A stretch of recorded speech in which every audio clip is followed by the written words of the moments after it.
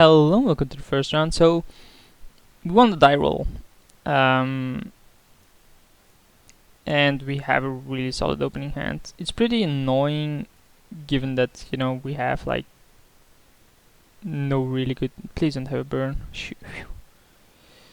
So it is a mono red deck. So maybe casting Birthing Pod isn't that great, but getting survival. Nah, still think Birthing Pod is a great play. Like we could play survival and then discard a card, get kitchen things. But this way we can get Strangleroot Geist, which is just gonna stop the Spike Shot Elder no matter what. And then play the survival as well.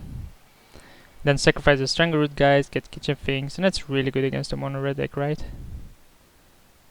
Yes, we took 2 damage, which we shouldn't have taken, but that's okay. So sacrifice a creature.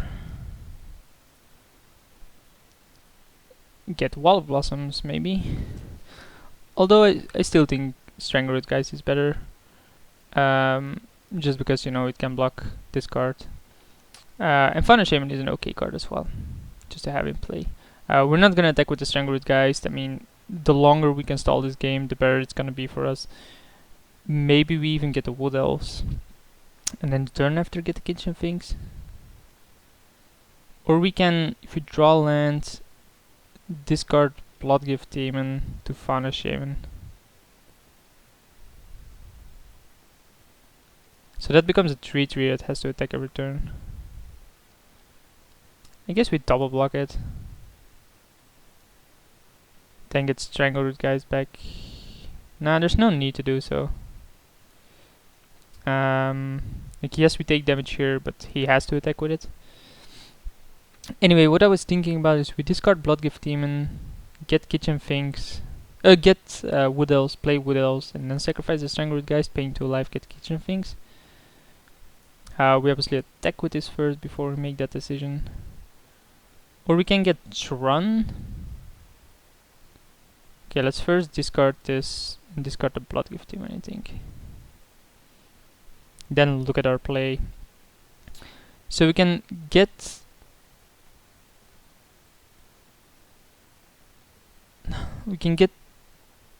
Wood Elves and then get Run.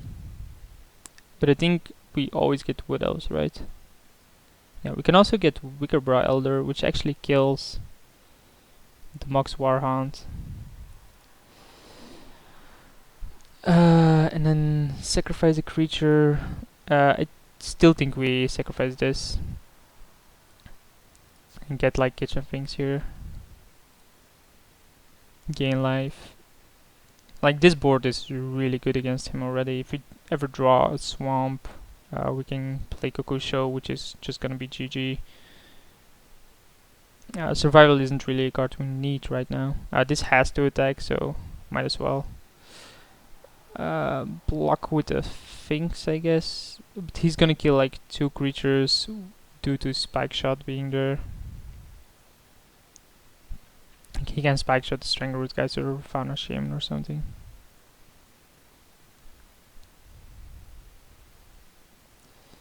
Yep. Kills the Fauna Shaman, that's okay. Like, we have survival in our hands. We have Birthing Pod in play. It's not something we really care about. Then he gets another 2/2, which we are just gonna kill. Or do we just attack here, get run? Guess that's better. Attack, get run. And then we can get Wolfir, and that should be GG. There's no way we attack with Wood Elves because that's a card we wanna sacrifice here. So it does go for the trade. Interesting. So that means he's basically screwed. Might as well play this. You never know if you want to discard like a Wickerbrow Elder to get something. Although it's very unlikely. The only reason why this is a bad play is if he has a 4 damage AoE spell that kills it run. Stormbear Dragon is not really that card though. We don't have a flyer yet, just because we don't have the mana, but we are winning this race, I think. because we can sacrifice Tron, get Wolf here, or we can just do that, I guess. So attack.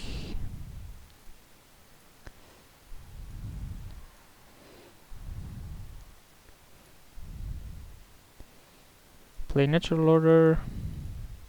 Sacrifice this. Get Hornet Queen. Okay, and then next turn we can sacrifice that for Crater Hoof Behemoth. Wow, if we did that right now, we would have won, right? Crater Hoof Behemoth would have been bigger. I'm not sure. But I mean, these have that touch, so it doesn't really matter that much. Underground Sea. Gargant Dragonlord, okay. Okay.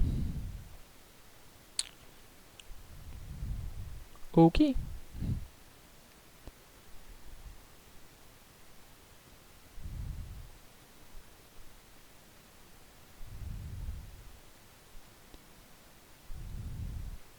So he's aggro, so we bring in Spells Guide. We might bring in Ornament Viper, although I'm not so sure about that. We probably sideboard out this. Yes, we had a target for it, but that's only one target. And destroy target creature, planeswalker. Bit annoying, given that we actually wanted to have that to get Crater Hoof Behemoth. What can we get here that's really good? Probably not much, so I'm not gonna use Survival here. That's a really good draw. Guess we attack with Tron and like 3 of these. There's no way he can block this. Then we just play Kokusho. If we had one more land, Birthing Pot would be huge, but I think Kokusho, given that he has like these flyers, is even better. He only has 3 cards, even if he kills this or, you know, plays this, it really doesn't matter. You can pump this 6 times, but then what, I just block with Kokusho and you die.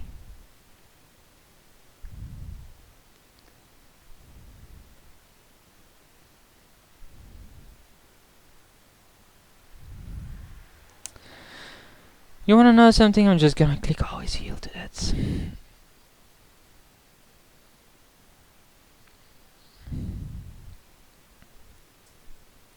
Like even ice doesn't do it. That's a possibility that it's like ice. But yeah, thought so. Like there's no way you win that there. So one Spellskite in, maybe the Viper. Probably not the Wickerbrow Elder anymore, but then we need another 4-drop.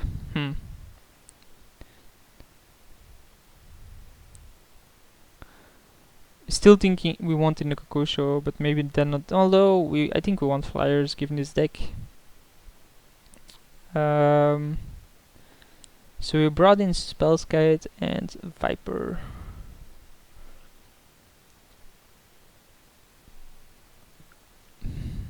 Like Viper over Great Stable Stack, because this always trades. And then Spellskite, we haven't seen a target effect, so we might not want this. Bestow is only creatures you control, right? No, it can bestow my Spellskite. Tron is an okay card. Like Wickerbrow Elder is probably the card I want out, but then I need another 4-drop, and that would be Graveborn Muse, and I don't want to do that. The rest of my deck still seems solid. Outside of the Bloodgift even maybe, but it's a flyer, so we still want those in. Like, we still want this in. So then, like, Ooze is also really good, Final Shame is still really good.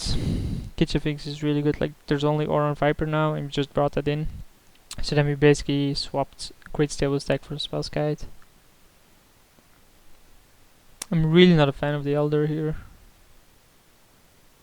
Okay, let's cut it and see what it does. Like, it's a bit annoying to be in that situation to only have a 1/4-drop, and especially a decent one. Like, we don't want to sacrifice that often.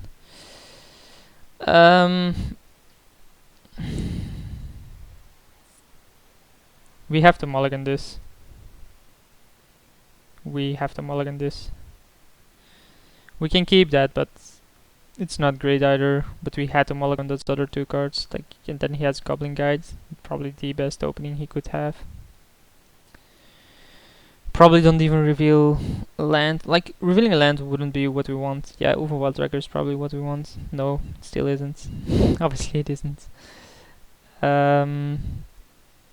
Because the card we actually wanted was an Exorant. But I mean, at least it's a drop you can play, right? But like, having Goblin Guide there is really good for him. Maybe we get to see like a little bit more of his deck. The reason why I mulligan to first hand, like, it's somewhat of a reason that, like, if I draw land, I have two cards I can play, right? That's something a lot of people would say, like, oh, why would you mulligan that? You have two cards you can play. And while that's true, it's not that great. What's this? What does he play white for? Torchwind, okay. Oh, I see, that kills Protein Pot. That's okay, bro. That's a-okay. Because it still trades with the Overwild Tracker. But the main reason I would mulligan that is, even if I draw land, I play like Wall of Blossoms or Sylvan Library. Sylvan Library is gonna find me more lands. Please be good. Sylvan Library, that's a good one.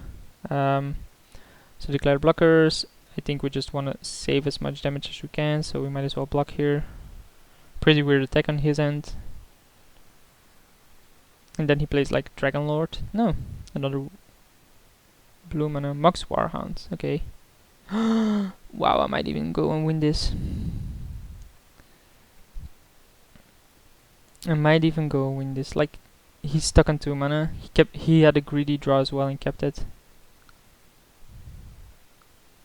And then he trades like 2 cards of his for 2 cards of mine. And then I find Sylvan Library.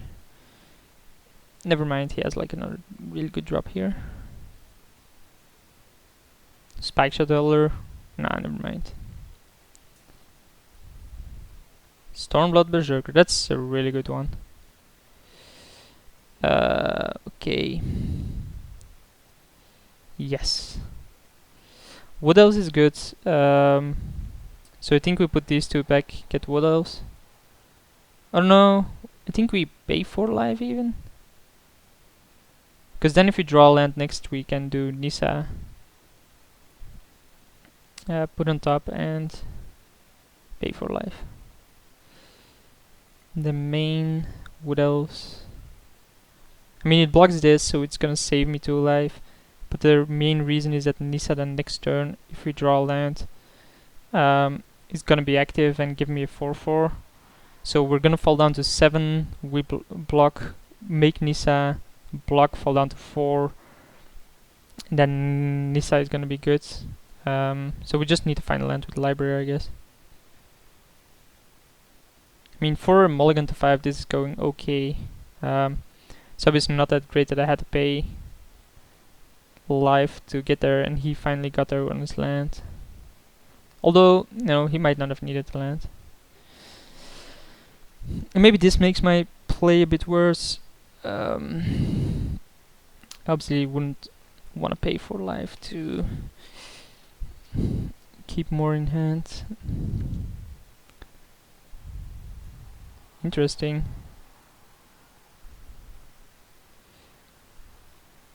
Put on top and put on top. Not really the best cards to have there.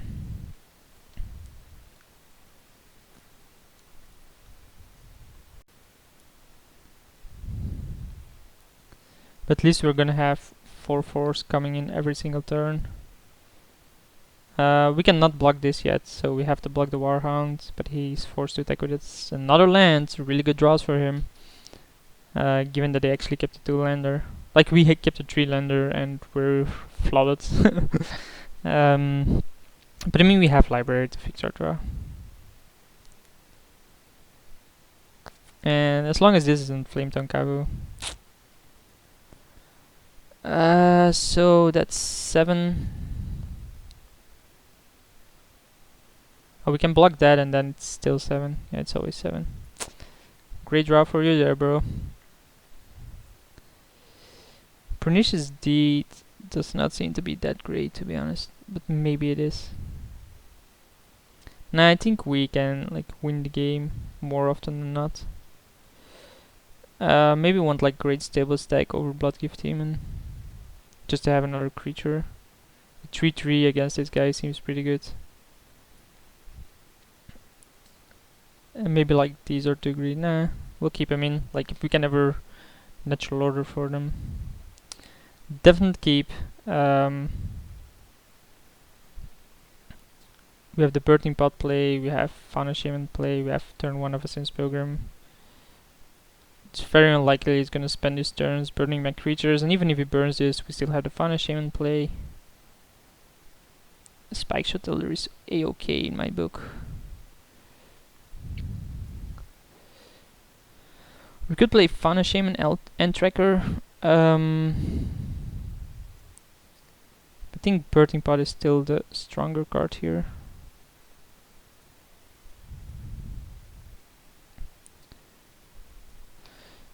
And then next turn we can Birthing Pot and drop Fauna Shaman, or Birthing Pot for Strangler's Geist and drop Tracker. But the problem is we need to get rid of the Spike Shot first. He has Stormblood Berserker here so often, does he not? Yeah, it does. It was very obvious, to be honest. So sacrifice like this, I think.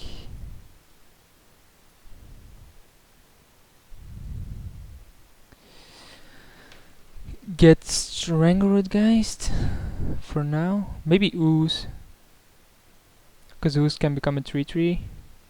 But then we don't really want to sacrifice Ooze to get Kitchen Things. And then play Fauna Shaman.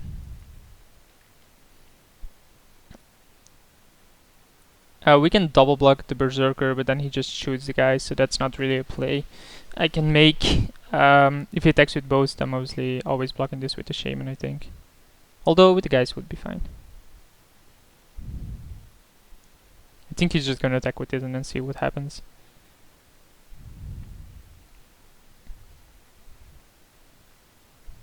Like maybe he thinks I'm gonna make that mistake, which I'm obviously not. Begin combat. Okay.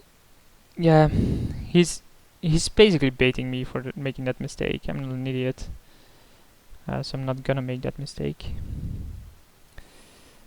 Wall of Blossoms is an okay draw. I think we had sacrifice the guys first. He can then no longer Spike Shot Elder it. We obviously get Kitchen Finks again to gain life. I think we play Wall of Blossoms. It allows me to double block this with some more regularity. It is gonna draw me a card. And it is a Tron, so that's a good one. Because then we can play next turn Tron, sacrifice it, get Wolfir, and that should be GG.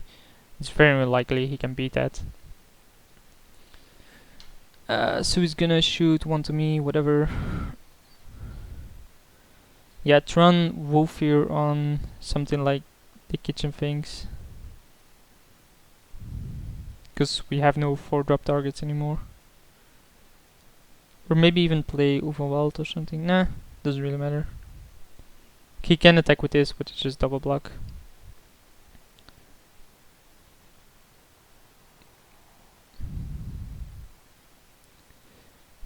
Mog's Warhound. So now it's a 5-5.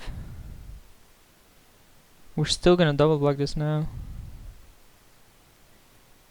Like this. Then things will come back, so more reason to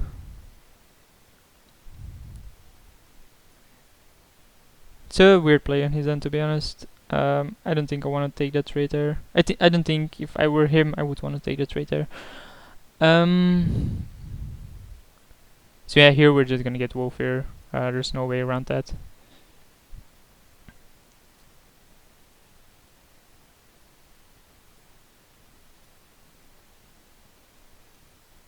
And then we can get Kokusho eventually.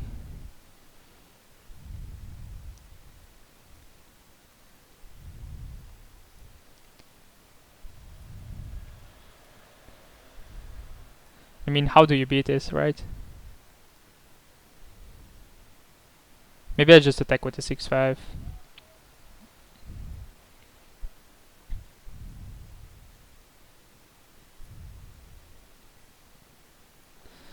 And then next turn he's gonna be in a lot of trouble. There's no way he can do 15 damage to me here. That's a good one. But it doesn't even matter because I have an 8-8. This doesn't have flying, so the War Hunt has to attack. Boop. Okay.